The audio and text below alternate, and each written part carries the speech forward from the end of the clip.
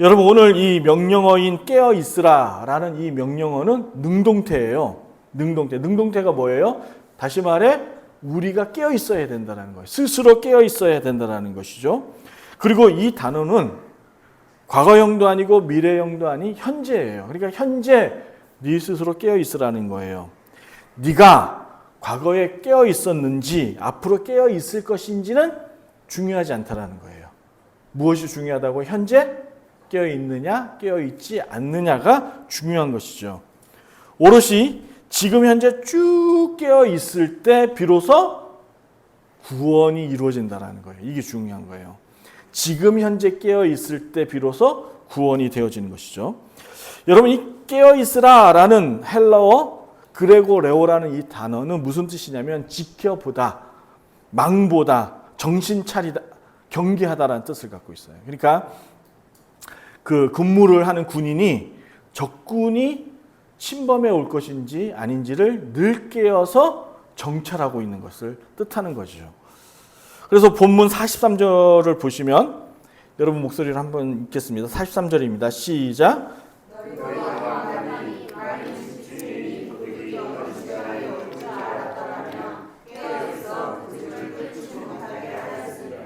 이어서 44절도 있습니다. 시작.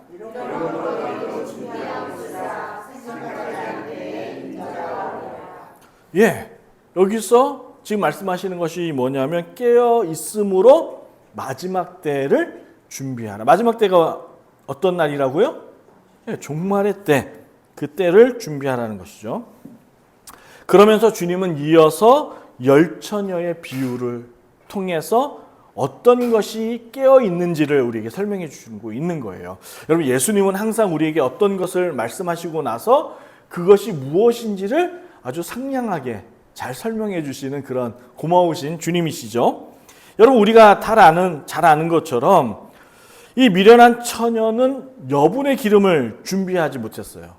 그러니까 여기서 여분의 기름이라는 것은 처음부터 기름을 준비하지 않은 게 아니에요. 처음에는 기름을 준비했는데 기름을 넉넉하게 충분히 준비하지 못함으로 신랑이 벌이는 그 혼인잔치에 이 미련한 처녀들은 참여할 수 없게 됐다라는 것이죠.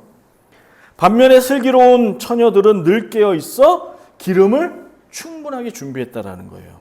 오는 신랑을 맞이하여 함께 혼인잔치에 들어가는 장면을 비유로서 오늘 말씀하시면서 열처녀의 비유의 결론은 25장 13절이죠. 그런즉 깨어 있으라 너희는 그 날과 그때를 알지 못하니라. 그러니까 신랑이 언제 오는지를 우리가 알 수 없으니까 너희들은 늘 충분하게 기름을 준비해서 신랑을 맞이할 등불을 켜고 있어야 된다라는 것을 이야기하는 것이죠.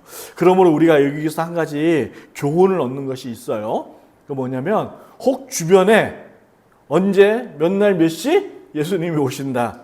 이런 분들은 100% 사입이에요. 예, 이런 분들을 여러분 따라가거나 여러분 그 말에 동요될 필요가 없습니다. 그러면서 주님은 앞서 우리가 읽었던 본문에 앞서 이 깨어 있음에 있어서 또 한 가지 우리에게 말씀해 준 것이 있는데 그것이 뭐냐면 노아 방주 사건을 인용을 하십니다. 깨어 있는 자의 모범과 깨어 있지 않음으로 오는 그 결과가 어마어마하게 무섭다라는 것을 노아 방주의 사건을 주님께서 인용하시면서 말씀하시죠. 여러분, 노아가 홍수 심판을 듣고서는 홍수가 언제 일어날지에 대해서 주님께 묻는 장면은 우리가 성경에서 발견하지 못합니다. 그는 언제 이런 날이 있을까 날짜를 세고 있지 않았습니다. 그는 즉각적으로 한 일이 있죠. 뭐예요? 방주를 만드는 일이었어요. 따라서 너희도 노아처럼 살아야 한다는 것이죠.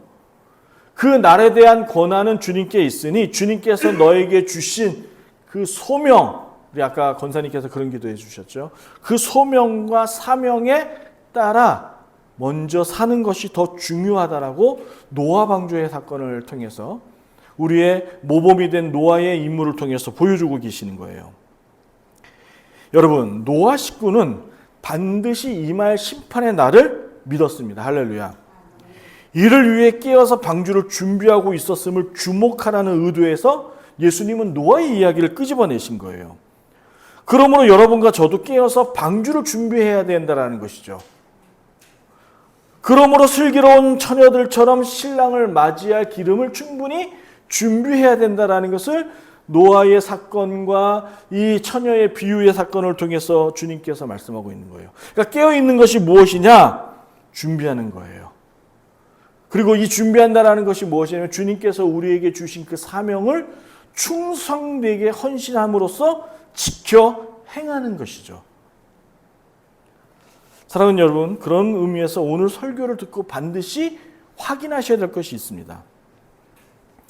예수님께 직접 가르침을 받은 베드로 사도는 늘 이와 같은 마음의 태도로 살았다는 것을 그의 말씀을 통해서, 그의 기록을 통해서 알 수 있죠. 화면을 한번 보시겠습니다. 베드로전서 5장 8절에 베드로는 이렇게 얘기합니다. 근신하여 깨어라. 너희 대적 마귀가 우는 사자와 같이 두루 다니며 삼킬 자를 찾나니 라고 경고하는 말씀을 우리가 허투루 들어서는 안 되는 것이죠. 그러니까 사도는 예수님의 이 가르침을 기억하고 산 거예요.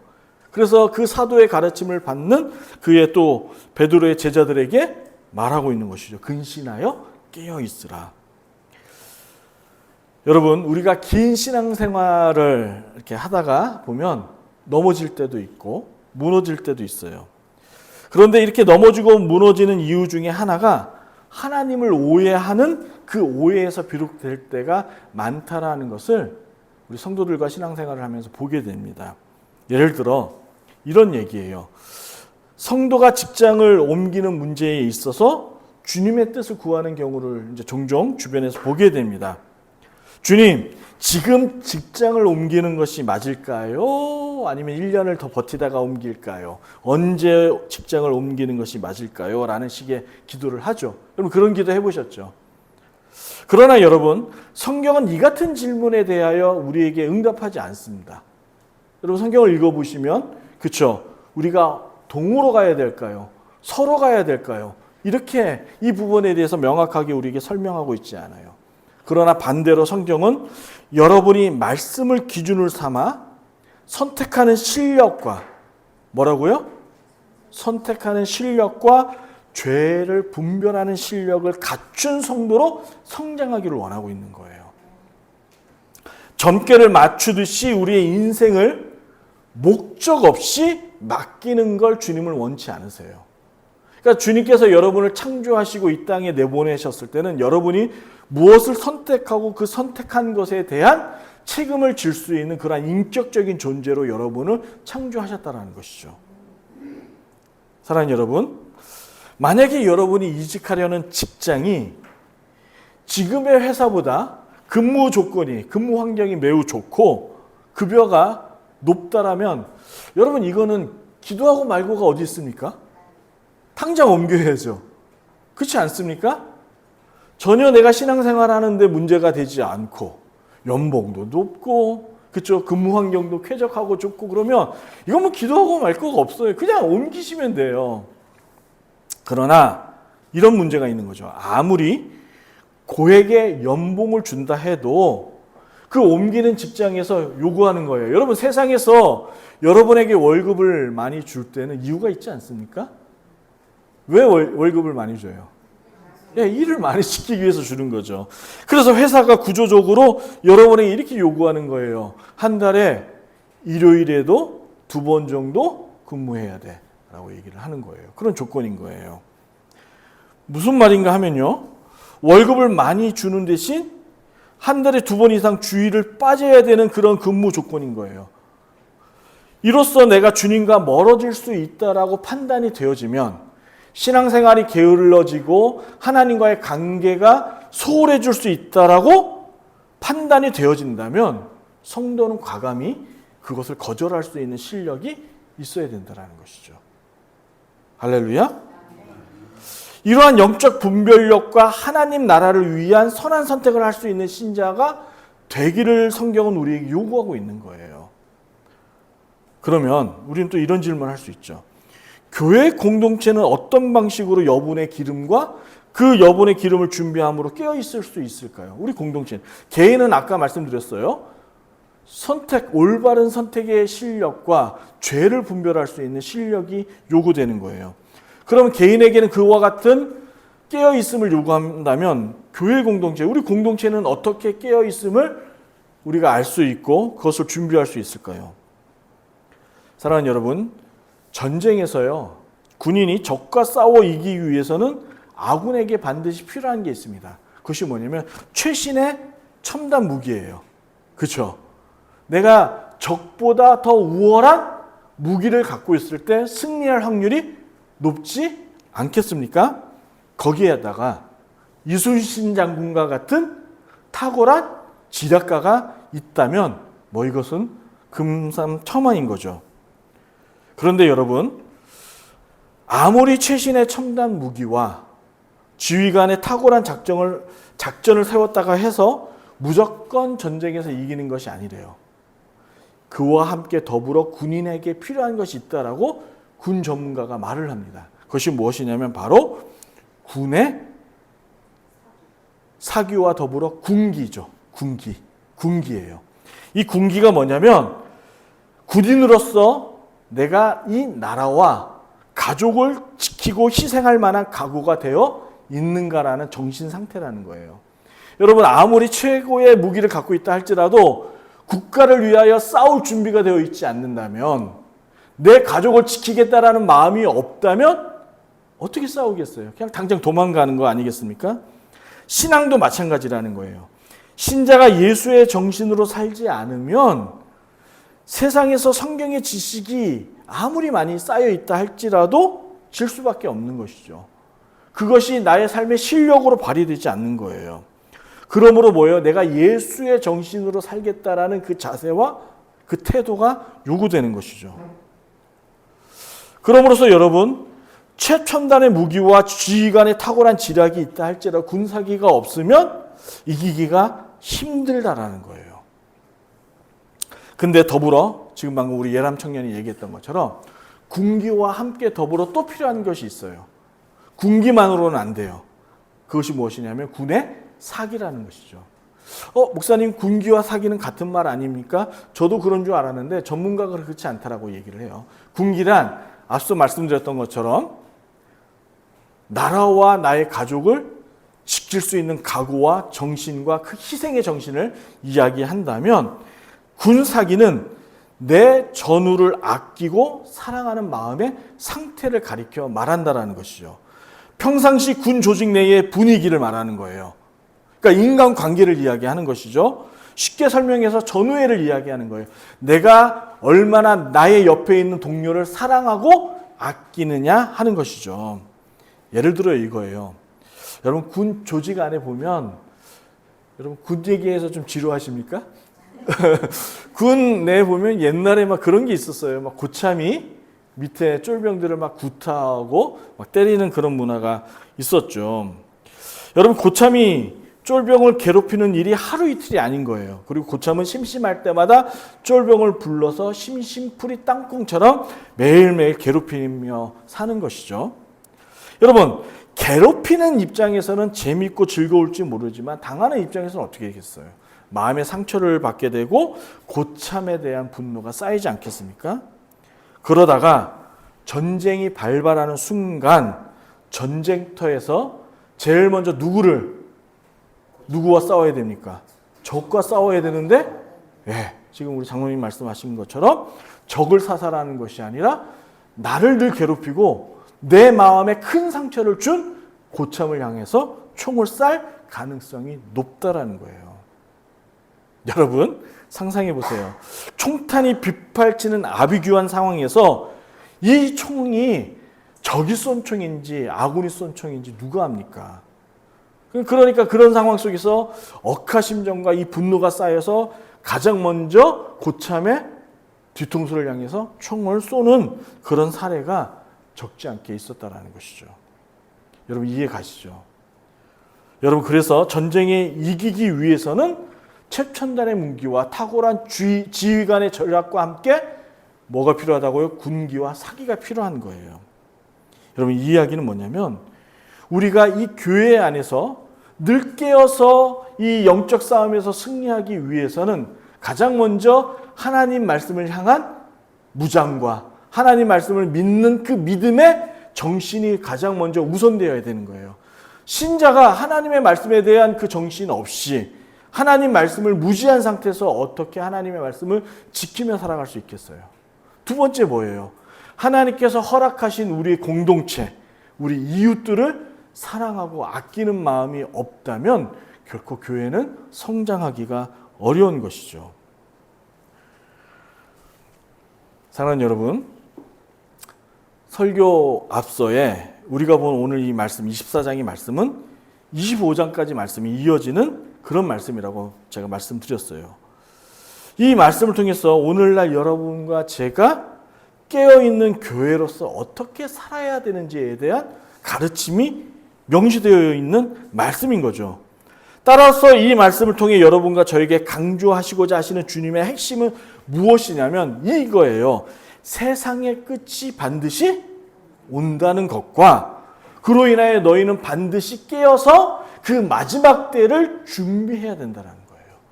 준비하지 않으면 그 마지막 때에 우리가 어떻게 된다는 거예요? 주님의 심판 앞에 불지옥으로 갈 수밖에 없다는 것이죠. 여러분, 노아의 사건에서 우리가 노아의 방주를 만든 8식구만 구원받지 않습니까? 그리고 나머지 모든 인류는 주님의 심판으로 다 심판받는, 죽음을 당하는 그러한 그 상황을 우리가 말씀을 통해서, 역사를 통해서 보았듯이 주님은 이 말씀을 통해서 반드시 그 마지막 때가 온다라는 거예요. 신자는 이 사실을 믿어야 한다는 것이죠. 화면을 한번 보시겠습니다. 빌립보서 2장 12절입니다. 여러분의 목소리로 읽습니다. 시작.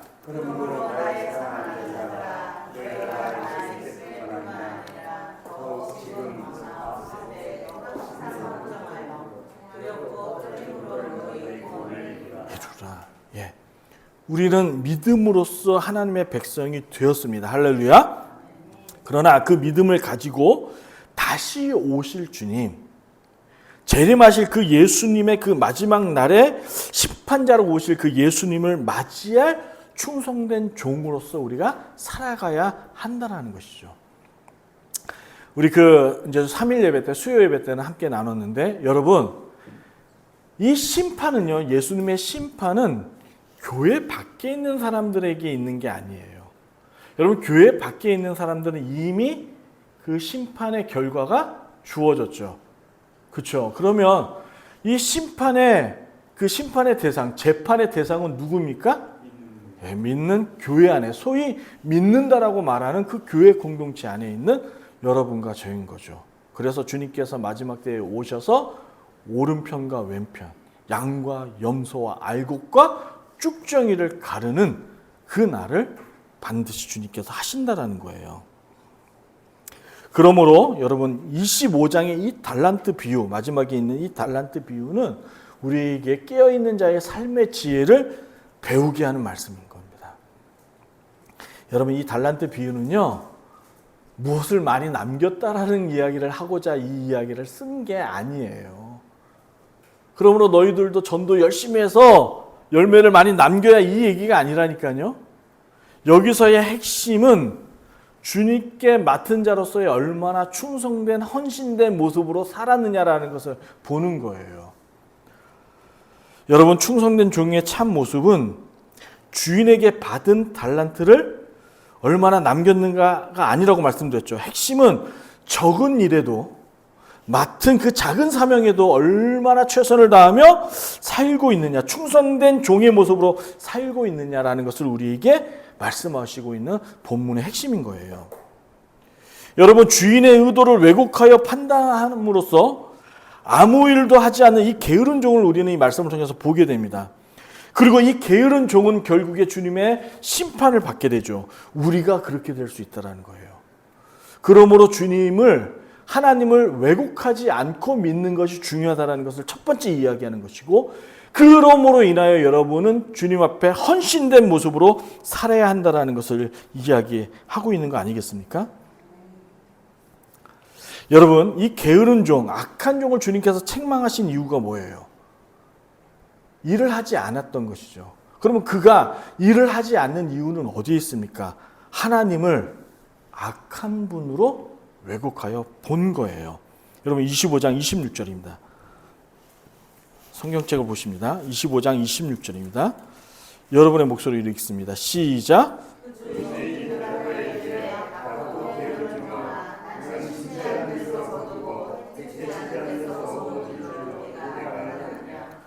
지금 이 악하고 게으른 종이다라고 주인으로부터 책망받은 이 종은 지금 주님을 어떻게 본 거예요?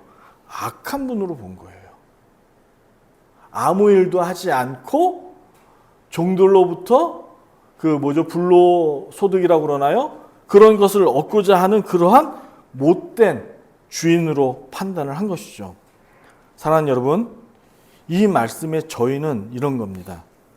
예수님은 그에게 한 달란트를 맡길 때 이미 손실을 각오하신 거예요.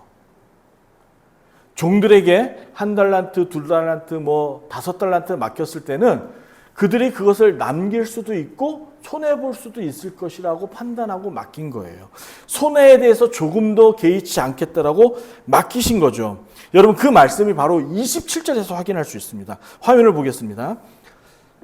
보시면 개역 개정에는 제가 읽어볼게요. 그러면 네가 마땅히 내 돈을 취리하는 자들에게나 맡겼다가 내가 돌아와서 내 원금과 이자를 받게 하였을 것이니라 하고, 이것을요 헬라어 원문 직역으로 제가 한번 번역해 봤습니다. 여러분의 목소리를 읽습니다. 시작.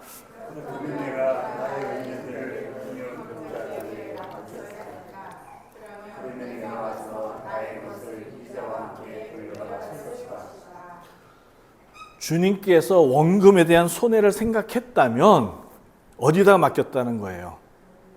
은행에다가 맡겼다는 거예요. 그리고 네가 주인에 대한 원금에 대하여 이것을 걱정하고 안타까운 마음을 가졌다면 너 역시 이 돈을 어디다 맡기는 것이 낫다고요? 금융위에 맡기는 거. 그러면 적지만은 이자라도 받아서 주인에게 돌려줄 수 있지 않았겠느냐 하는 것이죠. 다시 말해 지금 여러분, 이 악하고 게으른 종은 주님을 아주 잘못 생각하고 있었던 거예요.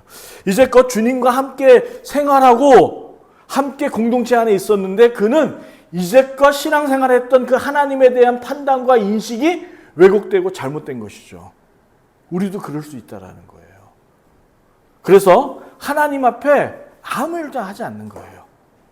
주님께서 맡기신 그 사명과 그 소명을 감당치 않는 것이죠.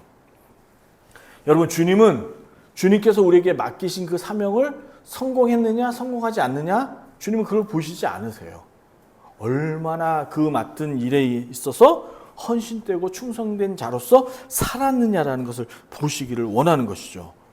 다시 말해 예수님은 게으른 종을 향해 너는 애시당초 하나님 나라에 대하여 관심이 없는 자야 라고 보는 거예요. 그래서 그는 하나님 나라에 참여할 수 없는 자가 되는 것이죠. 사랑하는 여러분, 한 데나리온을 7만으로 계산했을 때 한 달란트를 오늘날 돈으로 환산하면 4억 2천 정도 돼요. 이것을 또 한 데나리온을 10만 원으로 계산하면 6억 정도가 된다고 합니다. 그러니까 여러분, 한 달란트가 얼마나 크기의 달란트냐면 제가 그것을 챗 GPT한테 물어서 그림으로 그려줘 했어요. 여러분, AI 대단하더라고요. 여러분, 그림 한번 보시겠습니다. 이거 챗 GPT가 그려준 거예요. 제가 명령어를 썼더니 그려준 거예요. 이게 사람의 몸이라고 했을 때 한 달란트의 크기가 성인의 몸보다 큰 거죠. 그러니까 어마어마한 거예요. 그러니까 몸무게로 40에서 60kg이 되는 거예요. 그러니까 장정 혼자서도 옮길 수 없는 것이 한 달란트인 거예요. 여러분, 제가 이 그림을 보여주면서 이 말씀을 드리는 것이 뭐냐면, 이 말의 의미는 주인은 이 돈이 없어도 살아가는데 아무런 지장이 없는 만큼 이 주인은 어마어마한 돈을 가지고 있는 부자라는 거예요. 이게 무슨 뜻인지 아시겠어요?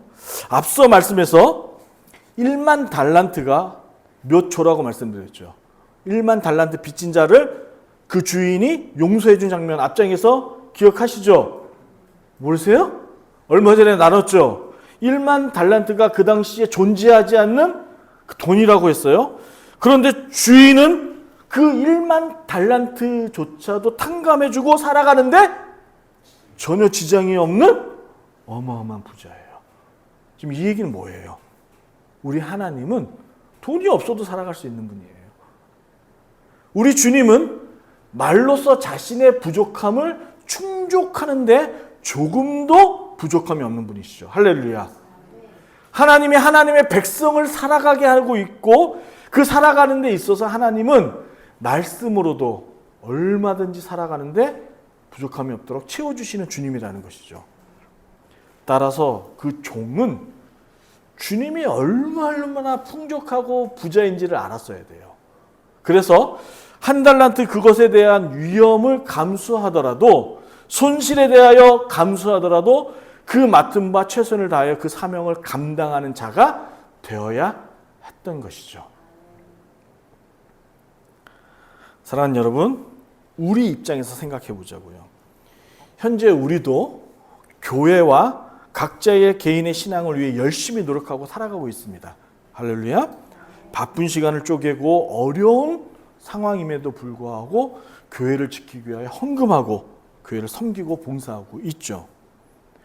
그럼에도 불구하고 우리가 신앙생활에 있어서 점차 연륜이 지나면 지날수록 우리의 믿음이 처음과 같지 않을 때가 있죠. 그리고 슬럼프가 오고 좌절할 때가 있습니다. 그게 왜 그럴까요?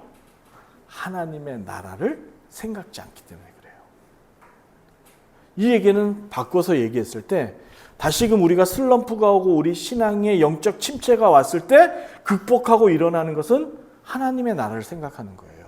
하나님의 나라를 생각한다는 것은 그 나라를 다스리는 우리 주님이 얼마나 어마어마하고 큰 분인지 위대하고 경이로운 분인 것을 우리가 아는 거예요.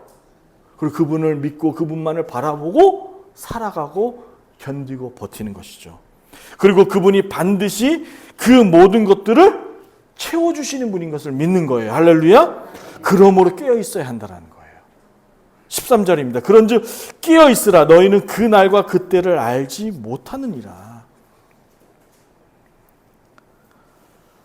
사랑하는 여러분, 한 달란트 받은 종을 향해 악하고 게으른 종이라 책망한 데에는 주인을 부당한 이익을 취하는 못된 주인으로 왜곡하며 보았기 때문이라고 말씀드렸어요. 이러한 삐뚤어진 시각이, 이런 왜곡된 복음이 하나님을 정확하게 보지 못하게 했을 뿐만 아니라 주인과의 올바른 관계가 이루어지지 않은 것이죠. 이 말은 우리가 주님을 향한 지금의 시선과 그 관계가 올바르지 않는다면 우리는 지금 주님을 잘못 오해하고 있을 가능성이 높은 거죠. 그래서 그러한 올바른 관계가 형성되지 않으므로 신앙이 무너지는 거고 신앙의 슬럼프가 오는 거고 주님에 대한 그 믿음이 좌절되는 거 아니겠습니까? 그러므로 깨어있으라는 말은 무엇이냐면 주님을 똑바로 보라는 거예요. 주님을 똑바로 보고 주인이 요구하는 바가 무엇인지를 헤아려 그것을 지켜 행하라는 것이죠. 이게 깨어있는 것이죠. 그러므로 이러한 충성스러운 헌신된 자의 모습으로 살아갈 때에 이것을 바로 의인은 오직 믿음으로 살리라라는 고백이 되는 거예요. 따라서 오직 주의 말씀에 충성한 자를 가리켜 믿음으로 사는 성도라고 말하는 것이죠. 그리고 또한 이 같은 믿음으로 사는 성도에게 주님은 큰 복을 주시겠다라고 하시는 거예요. 29절입니다. 여러분의 목소리로 읽습니다. 시작.